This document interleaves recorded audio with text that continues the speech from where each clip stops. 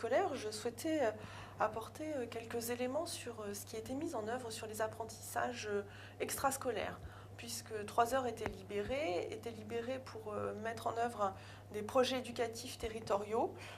Qu'en est-il aujourd'hui? Aujourd'hui, c'est la pause méridienne qui est concernée, donc que les enfants qui vont rester déjeuner sur l'heure du repas à l'école.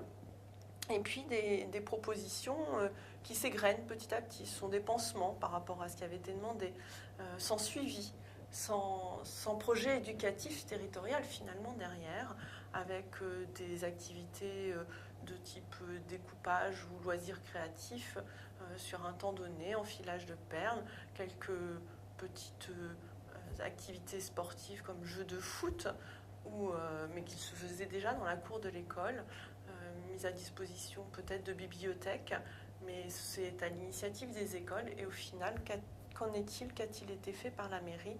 On trouve dommageable que des structures de loisirs et sportives n'aient pas été entraînées, accompagnées, qu'on n'ait pas retenu ou écouté leurs propositions, puisque c'est leur métier.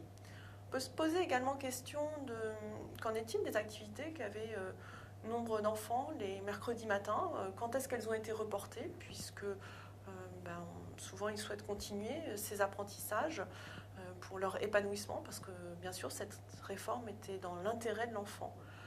Et on peut supposer que les salles n'ont pas des disponibilités extensives, donc les créneaux ont été reportés sur des soirées, et des enfants qui se couchent au final plus tard et sont peut-être plus fatigués aujourd'hui.